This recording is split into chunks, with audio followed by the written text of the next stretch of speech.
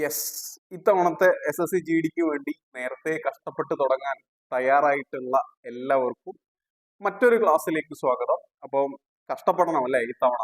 ഞാൻ ഓൾറെഡി പറഞ്ഞിട്ടുണ്ട്, ഇങ്ങനെ ഒരു ന്യൂസ് വന്നു. നമ്മളുടെ ഒരു 50% വേക്കൻസികൾ ആർക്ക് വേണ്ടി കൊടുക്കാൻ പോവുക? അഗ്നിവീറിന്റെ കുട്ടികൾക്ക് വേണ്ടി കൊടുക്കാൻ പോവുകയാണ്. നമുക്കത് തടയാനൊന്നും പറ്റുമൊന്നുമില്ല കേട്ടോ. അങ്ങനെയാണ്. നമ്മൾ ചില സമയങ്ങളിൽ കൂടുതൽ ഹാർഡ് വർക്ക് ചെയ്യേണ്ടതായിട്ട് വരും. അപ്പം ഒരുപാട് ആൾക്കാർ പറയുന്നത് കേട്ടു, ഇതോടെ SSC GD തീർന്നു, സാധാരണക്കാർക്ക് പിന്നെ ഒന്നും ഇല്ല.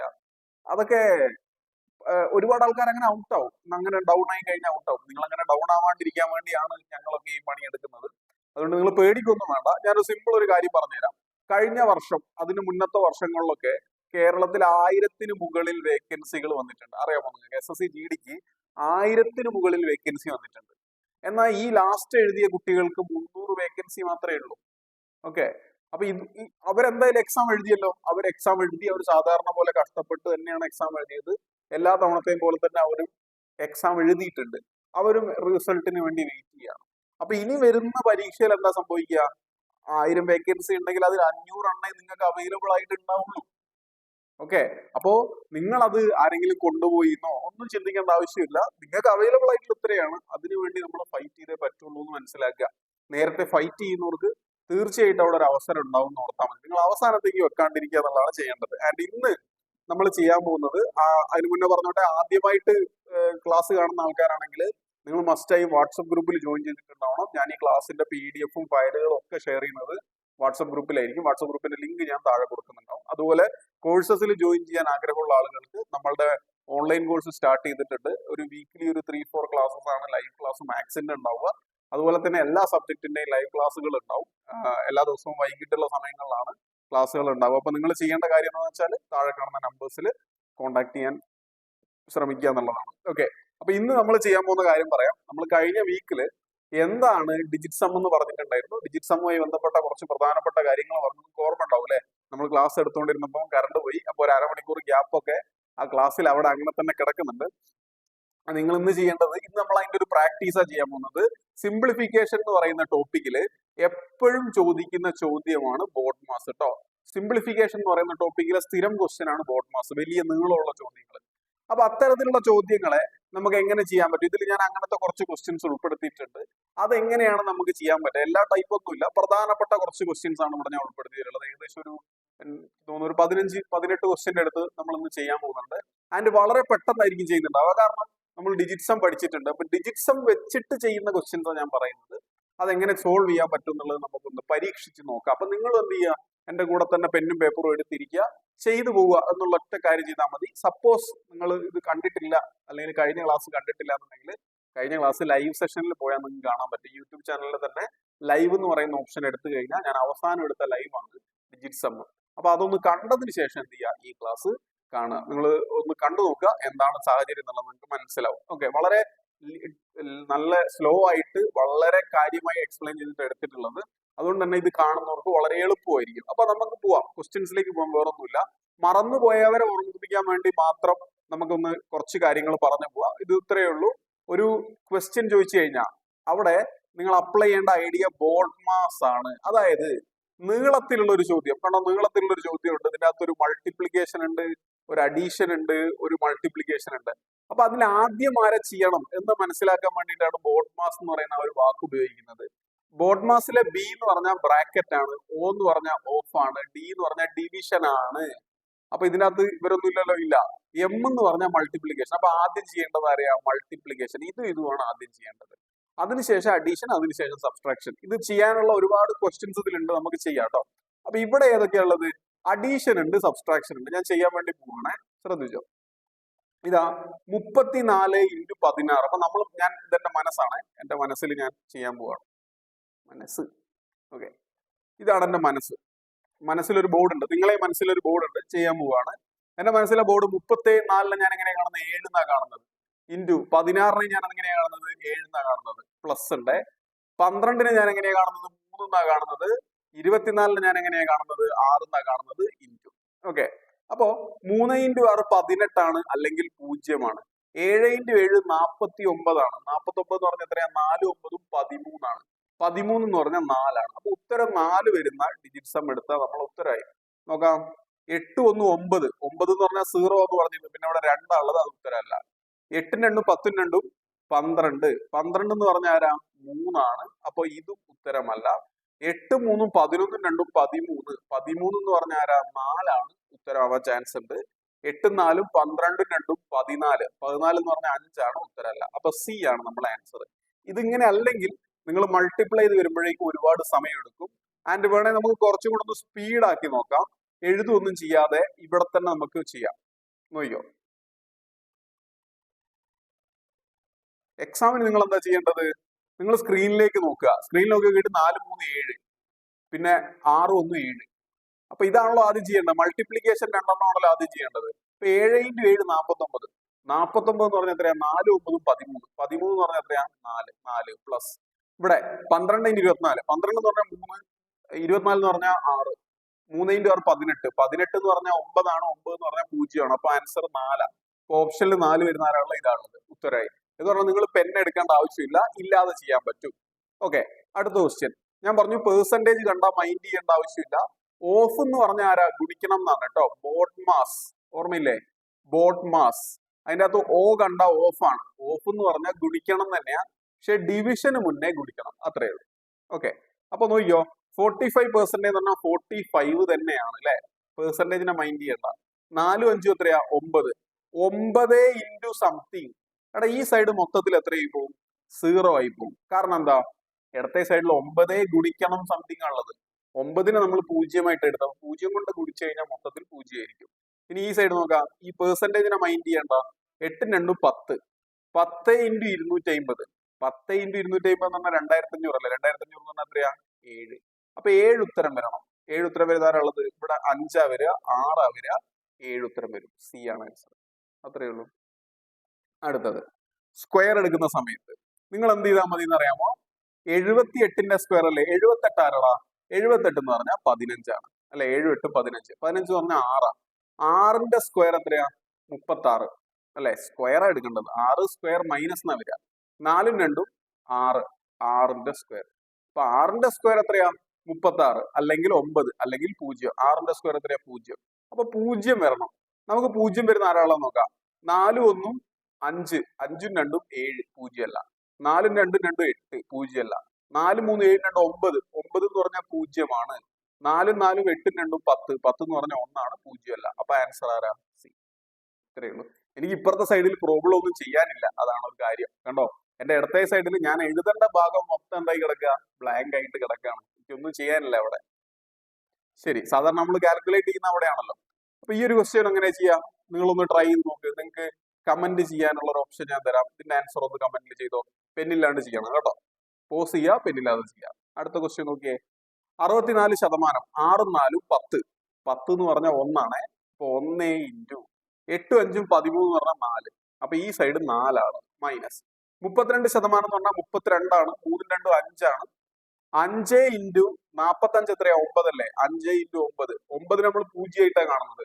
അപ്പൊ 4 മൈനസ് 0 4 കിട്ടണോടാ. 8 3 11 ആണ്. 4 അല്ല. 9 3 12 ആണ്. 4 അല്ല. ഇത് 4 ആണ്. ഇത് 5 വരും. അപ്പൊ അവിടെ ആൻസർ സി. എല്ലാം സി ആ വരുന്നത് അല്ലെ? ഓക്കെ, അടുത്ത ക്വസ്റ്റ്യൻ ചെയ്ത് നോക്കാം. ഞാൻ വേറൊരു കാര്യം കൂടെ പറഞ്ഞിട്ടുണ്ട്. ഡെസിമൽ വന്നാൽ 12.5 വന്നാൽ അതിനെ നിങ്ങൾ എങ്ങനെ എടുക്കേണ്ടത്? 2 1 3 5 8 എന്ന് എടുത്താൽ മതി. ഞാനിപ്പോ ഈ പറയുന്ന കാര്യങ്ങൾ ചിലർക്ക് മനസ്സിലാവുന്നുണ്ടാവില്ല. ഇല്ലെങ്കിൽ നിങ്ങൾ പോയിട്ട് ആ ക്ലാസ് കാണണം കേട്ടോ. ഡിജിറ്റ് സം കണ്ടെങ്കിലേ ഇതെന്താന്നുള്ളത് മനസ്സിലാവുള്ളൂ. ഓക്കെ, അപ്പൊ തന്നെ പകുതി ആൾക്കാരെ കാണുള്ളൂ. ബാക്കിയുള്ളവര് അവസാനം ആവട്ടെ, നോട്ടിഫിക്കേഷൻ വന്നിട്ട് കാണാമെന്ന് വിചാരിക്കും. ഇത്തവണ നോട്ടിഫിക്കേഷൻ വരാൻ കാത്തു നിന്നിട്ടുണ്ടെങ്കിൽ നോട്ടിഫിക്കേഷൻ വരും. നോട്ടിഫിക്കേഷൻ കഴിഞ്ഞ് എക്സാം വരും. എക്സാം കഴിഞ്ഞ് നേരത്തെ പഠിച്ചൊരു ജോലി വാങ്ങി പോകും. നമ്മൾ മറ്റേ ബസ് പോകുന്ന പോലെ എക്സാം പോകുന്നത് നോക്കി നിൽക്കും. അതേ സംഭവിക്കുള്ളൂ. അതുകൊണ്ട് ഇപ്പൊ ആക്ഷൻ എടുക്കുക. റെഡി? ഇനി ഞാൻ ഒരു കാര്യം പറയാം. എനിക്കൊരു ഇൻസ്റ്റാഗ്രാം പേജ് ഉണ്ടായിരുന്നു. ഞാൻ പണ്ട് തുടങ്ങിയതാണ്. അതിൽ ഫോളോവേഴ്സ് ഒന്നുമില്ല. 100 ഫോളോവേഴ്സ് ഒന്നും ഉണ്ടായിരുന്നുള്ളൂ. ഞാൻ അതിൽ പോസ്റ്റ് ഒന്നും ഇടാറില്ലായിരുന്നു. എപ്പോഴെങ്കിലും ഒരു പോസ്റ്റ് ഒക്കെ ഇടേണ്ടായിരുന്നു. പക്ഷെ ഞാൻ കഴിഞ്ഞ ഒരു 4 ദിവസമായിട്ട് കണ്ടിന്യൂസ് ആയിട്ട് പോസ്റ്റ് ഇട്ടു. പടപടാന്ന് പറഞ്ഞിട്ടാണ് അതിന് എന്ത് വരുന്നത്? റെസ്പോൺസസ് വരാൻ തുടങ്ങിയത്. അപ്പം നമ്മൾ അവിടെ മനസ്സിലാക്കേണ്ട കാര്യം, നിങ്ങൾ എന്ത് ചെയ്യുമ്പോഴും വെറുതെ കാര്യമില്ലാതെ ചെയ്യരുത്. നിങ്ങൾക്ക് എന്തുണ്ടാവണം?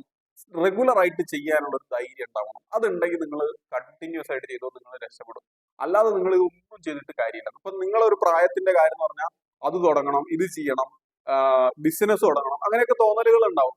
പക്ഷെ നമ്മളെ സ്വഭാവം ഇങ്ങനെയാണ്, വല്ലപ്പോഴും ആ കാര്യം ചെയ്യുള്ളൂ, അല്ലെ തുടക്കത്തിൽ അതിനോട് താല്പര്യമുള്ളൂ, കുറച്ച് കഴിഞ്ഞ് അതിനോട് താല്പര്യം ഇല്ല എന്നായി കഴിഞ്ഞാൽ ഒരിക്കലും നമുക്ക് ഒരു സാധനത്തിൽ രക്ഷപ്പെടാൻ കഴിയില്ല. അപ്പൊ നിങ്ങൾക്ക് രക്ഷപ്പെടണം എന്നുണ്ടെങ്കിൽ നിങ്ങൾ ചെയ്യേണ്ട കാര്യം എന്താ? നിങ്ങൾ കഷ്ടപ്പെടണം, റെഗുലർ ആയിട്ട് കഷ്ടപ്പെടണം, എല്ലാ ദിവസവും കഷ്ടപ്പെടണം. അപ്പൊ ഇത് ചെയ്തു നോക്കുക. ഇത് കിട്ടുന്നില്ല, അപ്പൊ ആ ക്ലാസ് എടുത്ത് കണ്ടിട്ട് ഇത് ചെയ്യാനുള്ള ഒരു മനസ്സുണ്ടാവണം. ഓക്കെ, അപ്പൊ ഇവിടെ ഇത് ചെയ്ത് നോക്കാം. ഇതിനിപ്പോ ഡെസിമലിനെ മൈൻഡ് ചെയ്യണ്ടെന്ന് ഞാൻ പറഞ്ഞിട്ടോ, ഇത് ക്വസ്റ്റ്യൻ നമ്പർ ആണ്, ഇത് മൈൻഡ് ചെയ്യണ്ട. ഓക്കെ, 12.5 3 5 8 8 ഇൻറ്റു 14 14 എന്ന് പറഞ്ഞാൽ 5 അല്ലേ? 8 ഇൻറ്റു 5 എത്രയാ? 8 ഇൻറ്റു 5 40 എന്ന് പറഞ്ഞാൽ 4 പ്ലസ് 5 2 7 1 8 8 ഇൻറ്റു 6 8 ഇൻറ്റു 6 48 ആണ്. 42 എന്ന് പറഞ്ഞാൽ 12 ആണ്. 12 എന്ന് പറഞ്ഞാൽ 3 ആണ്. 4 3 7 ഇങ്ങനെ മനസ്സിൽ കൂട്ടാൻ പറ്റണം കേട്ടോ. അപ്പൊ 7 കിട്ടുന്ന ആരാ നോക്കിയാൽ മതി. ഇത് 7 കിട്ടൂല, ഇത് 7 കിട്ടും, ഇത് 7 കിട്ടൂല, ഇത് 7 കിട്ടൂല. Answer B. കഴിഞ്ഞു. അടുത്ത ക്വസ്റ്റ്യൻ. ഓക്കെ, ഇവിടെ ബ്രാക്കറ്റ് കാണുന്നുണ്ടോ? ആദ്യം ബ്രാക്കറ്റിന്റെ അകത്തുള്ള ആൾക്കാരെ സോൾവ് ചെയ്യുക, എന്നിട്ടേ ബാക്കിയുള്ള പണികൾ ചെയ്യാവൂ. ഓക്കെ, ആദ്യം ബ്രാക്കറ്റ് ചെയ്തോ. ഇത് ക്വസ്റ്റ്യൻ നമ്പർ ആണ്. 12.5 12.5 എന്ന് പറഞ്ഞാൽ എത്രയാ? 8. ഇത് 64 എത്രയാ? 6 4 10 10 എന്ന് പറഞ്ഞാൽ 1 അല്ലേ? അപ്പൊ 8 ഇൻറ്റു 1. നിങ്ങൾ ഇല്ലെങ്കിൽ ഇത് എന്തൊക്കെ ചെയ്യണം? ഞാൻ ഈ അടിയിൽ വരച്ച സാധനത്തിന്റെ അടിയിൽ എന്തൊക്കെ നിങ്ങൾ പോയി ചെയ്യണം? അതിനേക്കാൾ നല്ലത് 8 ഇൻറ്റു 1 അത്രയേ ഉള്ളൂ. അത് ഡിവൈഡഡ് ബൈ 16 എന്ന് പറഞ്ഞാൽ 7 ആണ്, പ്ലസ് 42 ഇൻറ്റു 11 4 2 8 4 2 6 6 ഇൻറ്റു 2 12 12 എന്ന് പറഞ്ഞാൽ. ഓക്കെ, 8 ഹരിക്കണം 7 പ്ലസ് 3 ഇങ്ങനെ കിടക്കുന്നത്. അപ്പൊ ഹരിക്കുന്ന സമയത്ത് എന്ത് ചെയ്യണം എന്നാണ് ഞാൻ പറഞ്ഞത്? 7 കൊണ്ട് ഹരിക്കുന്നതിന് പകരം 4 കൊണ്ട് ഗുണിച്ചാൽ മതി, പറഞ്ഞിട്ടുണ്ടായിരുന്നു. അപ്പൊ 8 ഇൻറ്റു 4 പ്ലസ് 3 ആയി. 4 8 32 32 3 35 35 എന്ന് പറഞ്ഞാൽ 8 8 കിട്ടുന്ന ഉത്തരം ഏതാ നോക്കാം. ഇത് 8 കിട്ടൂല, 5 2 7 ഇത് 8 കിട്ടും. സി ആൻസർ ആയി. കണ്ട. അടുത്തത് കുറെ സ്ക്വയറുകൾ കൂട്ടണം. ഓക്കെ, നോക്കിയോ, യൂണിറ്റ് ഡിജിറ്റ് ഒന്നും ഇവിടെ പറ്റൂല, എല്ലാ ഓപ്ഷൻസിലും ലാസ്റ്റ് ഡിജിറ്റ് സെയിം ആണ്. അപ്പൊ നമുക്ക് നോക്കാം. 6ന്റെ സ്ക്വയർ 36 36 എന്ന് പറഞ്ഞാൽ 9 9 എന്ന് പറഞ്ഞാൽ 0 ആണ്. അപ്പൊ ഇവൻ 0, ഒന്നാമത്തെ 0. 3ന്റെ സ്ക്വയർ ഇവിടെ 3 അല്ലേ? 2 1 3 അല്ലേ? 3ന്റെ സ്ക്വയർ 9 9 എന്ന് പറഞ്ഞാൽ 0 ആണ്. 11 എന്ന് പറഞ്ഞാൽ 2 ആണ്. 2ന്റെ സ്ക്വയർ 4 ആണ്. 4. അപ്പൊ 4 കിട്ടിയാൽ മതി. 7 6 13 7 20 4 കിട്ടൂല. 7 7 13 11 14 7 21 4 കിട്ടൂല. 7 8 15 7 22 4 കിട്ടും. 7 7 14 5 കിട്ടൂല. ആൻസർ ആരാ? സി. ഇത്രേ ഉള്ളൂ. ഇല്ലേ നിങ്ങൾ ഓരോ സ്ക്വയർ എടുത്ത് ആഡ് ചെയ്ത് ഒരുപാട് സമയം അവിടെ വേസ്റ്റ് ആവും. അടുത്ത ക്വസ്റ്റ്യൻ. 35% ഓഫ് 640. ഓക്കെ, 35% 35%. 35% ആരാ? 8. 6 4 എത്രയാ? 10. അപ്പൊ 8 ഇൻറ്റു 1 പ്ലസ് 4 5 9 അല്ലേ? 9 എന്ന് പറഞ്ഞാൽ 0 എന്ന് ഞാൻ പറഞ്ഞിട്ട് 0 ഇൻറ്റു എന്ത് ചെയ്താലും അത് 0 ആയിരിക്കും. അപ്പൊ 8 കിട്ടണം. 8 കിട്ടുന്ന ആരാളത്? 4 2 6 4 3 7 4 4 സിമ്പിൾ. അടുത്ത ക്വസ്റ്റ്യൻ.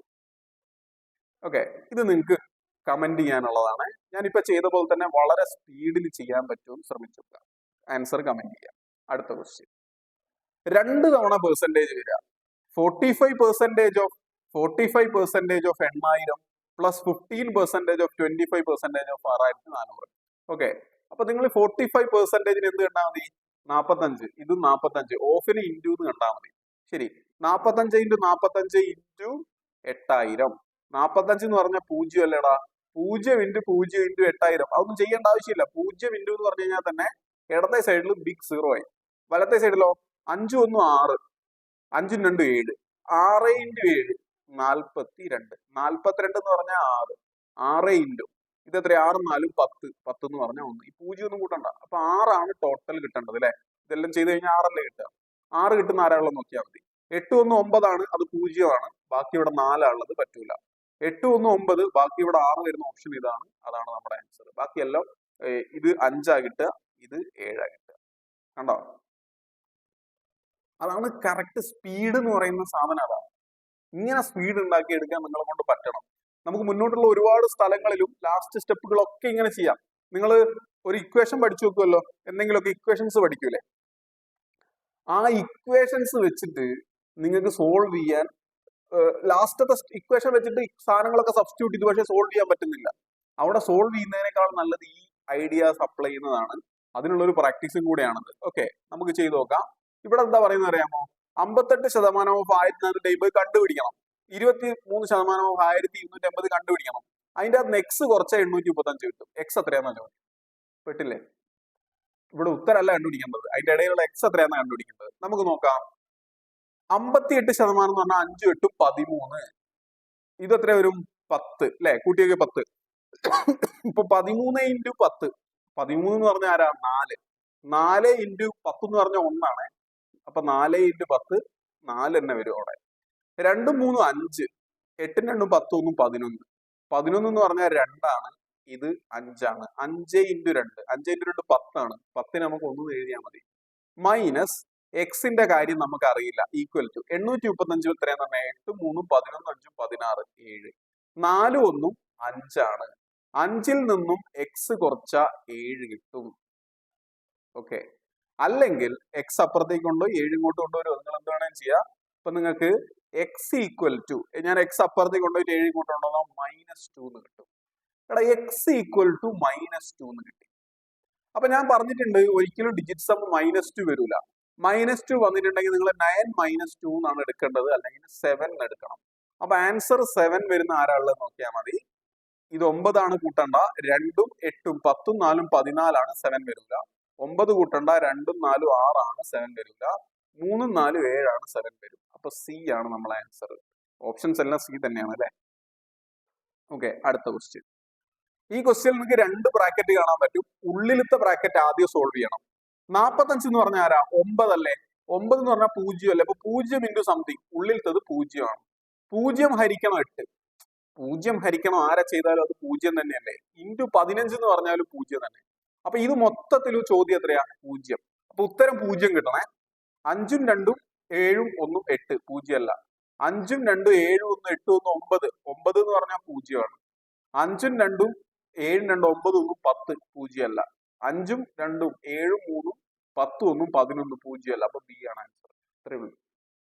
എന്ത് എളുപ്പമാണ് നോക്കിയേ. അപ്പൊ ഇതിലേക്ക് അഡാപ്റ്റ് ചെയ്യണം നിങ്ങൾ എല്ലാവരും മസ്റ്റ് ആയിട്ട് കേട്ടോ. അപ്പൊ നമ്മൾ എത്രയോ ക്വസ്റ്റ്യൻ ചെയ്തു, എത്രയോ ചെറിയ സമയം. ഈ വീഡിയോ വളരെ ലെങ്ത് കുറവായിരിക്കും, കാരണം അത്രയും സമയം മതി ഇത് സോൾവ് ചെയ്യാൻ. അടുത്തൊരു ക്വസ്റ്റ്യൻ നോക്കിയേ. ആദ്യം ബ്രാക്കറ്റിലുള്ളത് ചെയ്യണം. 2 ബ്രാക്കറ്റിലുള്ളത് 64 × 15. 64 എന്ന് പറഞ്ഞാൽ 6 4 10 ആണ്, 1 ആണ്. 15 എന്ന് പറഞ്ഞാൽ 6. 1 × 6 6 ഹരിക്കണം 4 പ്ലസ് 28 എന്ന് പറഞ്ഞാൽ 2 8 10 ആണ്, 1 ആണ്. 5 5 10 ആണ്, പ്ലസ് 1. 1 × 1 1. ഇത് എത്രയാന്ന് നോക്കേണ്ടത്. പക്ഷേ 6 ഹരിക്കണം 4. 4 കൊണ്ട് ഹരിക്കേണ്ടി വന്നാൽ നിങ്ങൾ 7 കൊണ്ട് ഗുണിച്ചാൽ മതി എന്ന് ഞാൻ പറഞ്ഞത് അല്ലെ? ഈ 4നെ ഒഴിവാക്കിയിട്ട് 7 കൊണ്ട് ഗുണിക്കുക, പ്ലസ് 1. 6 × 7 42. 42 എന്ന് പറഞ്ഞാൽ 6 തന്നെയാണ്. 6നോട് 1 കൂട്ടിയ 7 ആണ്. അപ്പൊ 7 വരണം. 7 വരുന്ന ആരാ ഉള്ളത്? ഇത് 7 വരൂല, ഇത് 7 വരൂല, ഇത് 7 വരും. സി സി ആണ് നമ്മളെ വീണ്ടും ആൻസർ. ഇനിയുണ്ടോ? ഇല്ല, തീർന്നു. അപ്പൊ നമ്മളൊരു 10 15 ക്വസ്റ്റ്യൻ എന്ത് ചെയ്തിട്ടുണ്ട്? വളരെ ചുരുങ്ങിയ സമയത്തിൽ ചെയ്തിട്ടുണ്ട്. നിങ്ങൾ ആലോചിച്ച് നോക്കുക. ഞാൻ 15 × 18 ചെയ്തോ? ഇല്ല. 64 × 74 ചെയ്തോ? ഇല്ല. ഞാൻ 4 3 7 5 2 8 ഇങ്ങനെ പറഞ്ഞിട്ടുള്ളൂ. ഇങ്ങനെ പറഞ്ഞപ്പോൾ തന്നെ നമുക്ക് ഈ ചോദ്യങ്ങളൊക്കെ സോൾവ് ചെയ്യാൻ പറ്റിയിട്ടുണ്ട്. ഇത് എനിക്ക് മാത്രമല്ല, നിങ്ങളെ കൊണ്ടും പറ്റും. നിങ്ങൾ ചെയ്യേണ്ട ഒരേ ഒരു കാര്യം എന്ന് പറയുന്നത് പ്രാക്ടീസ് ആണ്. അപ്പോ ഇങ്ങനെ പ്രാക്ടീസ് ചെയ്യാൻ വേണ്ടിയിട്ട് ഞാൻ ഒരു സെറ്റ് ക്വസ്റ്റ്യൻ പേപ്പർ നമ്മുടെ വാട്സപ്പ് ഗ്രൂപ്പിൽ ഷെയർ ചെയ്യും. അതൊന്ന് സോൾവ് ചെയ്യണം. അത് മസ്റ്റ് ആയിട്ടും സോൾവ് ചെയ്യണം. സോൾവ് ചെയ്തതിന് ശേഷം ഞാൻ നാളെ ഒരു പോൾ ഇടും. ആ പോളിന്റെ അകത്ത് പറയണം നിങ്ങൾ സോൾവ് ചെയ്തോ, സോൾവ് ചെയ്തില്ലയോ, അതോ നിങ്ങൾ വീഡിയോ കണ്ടിട്ടില്ലേ. ഇതിൽ ഏതെങ്കിലും ഒന്ന് നിങ്ങൾ ഗ്രൂപ്പിൽ മസ്റ്റായും പറയണം. ഗ്രൂപ്പിൽ ആക്റ്റീവ് ആയിരിക്കണം.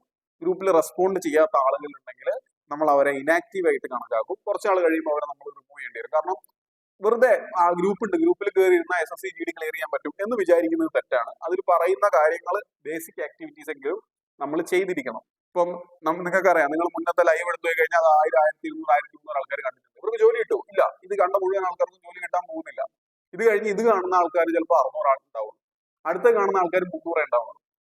അതിന്റെ അവസാനം ആകുമ്പോഴേക്കും ഈ പ്രോസസ്സ് മൊത്തം വൃത്തിയായി തുടക്കം മുതലേ ചെയ്ത 50 ആൾക്കാരെ ഉണ്ടാവുള്ളൂ. അവർക്കാണ് ജോലി കിട്ടുക. അവരുടെ ഫോട്ടോ ആണ് ഞങ്ങൾ അവസാനം മറ്റേ എന്ത് വെക്കുന്നത്, പോസ്റ്ററൊക്കെ വെക്കുന്നത്. അത് ഞങ്ങളുടെ ആരെയും എടുത്തുകൊണ്ടാന്ന് വിചാരിക്കരുത്. അത് അവര് കഷ്ടപ്പെട്ടതുകൊണ്ടാണ്. അവർ തുടക്കം മുതലേ കഷ്ടപ്പെട്ടതുകൊണ്ടാണ്. അതിലെല്ലാവരും തുടക്കം മുതലേ കഷ്ടപ്പെട്ടവരല്ല. ചിലർ കഴിഞ്ഞ വർഷം തൊട്ട് കഷ്ടപ്പെടുന്നവരുണ്ടാവും. കഴിഞ്ഞ വർഷം ജസ്റ്റ് മിസ്സായ ആളുകളുണ്ടാവും. അപ്പൊ അവരോടൊക്കെ മത്സരിക്കുമ്പോൾ അതിനുള്ള മിനിമം ലെവൽ ഓഫ് കോമ്പറ്റീഷൻ എങ്കിലും നമ്മൾ കൊടുക്കണം. അത് നിങ്ങളെ കൊണ്ട് പറ്റും. നിങ്ങളെ ഈ ഒരു പ്രായത്തിൽ നമുക്ക് അത്രത്തോളം യൂണിഫോമിനോട് ആഗ്രഹം ഉണ്ടെങ്കിൽ തീർച്ചയായിട്ടും നിങ്ങളെ കൊണ്ട് പറ്റും എന്നുള്ളത് തന്നെയാണ് ഞാൻ മനസ്സിലാക്കിയത്. ഞാൻ കണ്ടെടുത്തോളം വളരെ കഷ്ടപ്പെട്ട് കുട്ടികൾ എന്ത് ചെയ്യുന്നുണ്ട്, വർക്ക് ചെയ്യുന്നുണ്ട്. ആൻഡ് അങ്ങനെ ജോലി കിട്ടുന്ന ആളുകളോട് ഒരൊറ്റ കാര്യം അവസാനമായിട്ട്, ഇത് അവസാനം പറയാനുള്ള കാരണം എന്താ വെച്ചാൽ ജോലി കിട്ടാൻ സാധ്യതയുള്ള ആൾക്കാരെ അവസാനം വരെ കാണുള്ളൂ. അതുകൊണ്ടാണ് അങ്ങനെ പറയുന്നത്. നിങ്ങൾക്ക് ജോലി കിട്ടുന്നത് ചിലപ്പോൾ CRPF-ലായിരിക്കും, CASF-ലായിരിക്കും, എവിടെയെങ്കിലും ആയിക്കോട്ടെ. നിങ്ങൾ നാളെ ജനങ്ങളുമായിട്ട് കമ്മ്യൂണിക്കേറ്റ് ചെയ്യേണ്ട, അല്ലെങ്കിൽ ആ ജനങ്ങളുമായിട്ട് ഡീൽ ചെയ്യേണ്ട ആൾക്കാരാണ്. ഇപ്പൊ കഴിഞ്ഞ ദിവസം തന്നെ ഡൽഹിയിലൊക്കെ കണ്ടില്ലേ, ഒട്ടും ഓക്കെ അല്ലാത്ത രീതിയിലാണ് നമ്മളെ ഡൽഹി പോലീസ് പോലത്തെ ഫോഴ്സസ് ഒക്കെ കുട്ടികളെ ഡീൽ ചെയ്തത്. നിങ്ങൾക്ക് പ്രതിഷേധിക്കുന്ന, സമരം ചെയ്യുന്ന ആൾക്കാരെ, ആക്രമിക്കുന്ന ആൾക്കാരെ ഒക്കെ കൈകാര്യം ചെയ്യുന്നതിൽ ഒരു തെറ്റുമില്ല. അതാണ് നിങ്ങളെ പണി. പക്ഷേ വളരെ ന്യായമായ ആവശ്യങ്ങൾ പറഞ്ഞിട്ട് കുട്ടികളോ അല്ലെങ്കിൽ അമ്മമാരോ ഒക്കെ വരുന്ന സമയത്ത് അവരെയൊന്നും നമ്മൾ എന്ത് ചെയ്യരുത്, ആക്രമിക്കുന്ന അവസ്ഥ ഉണ്ടാവരുത്. അങ്ങനെ ചെയ്യേണ്ടി വരുന്ന സമയത്ത് അതെന്ത് ഭയങ്കര ജോലിയാണെങ്കിലും, എന്ത് കിരീടം തലയിൽ വെച്ച ജോലിയാണെങ്കിലും അത് എറിഞ്ഞു കളഞ്ഞ് വരാനുള്ള ഒരു എന്താ പറയാ, ഒരു ധൈര്യം നിങ്ങൾ തീർച്ചയായും കാണിക്കണം. അല്ലെങ്കിൽ പിന്നെ ഞങ്ങൾ പോയി പഠിപ്പിക്കുന്ന ഒരു അർത്ഥമില്ല.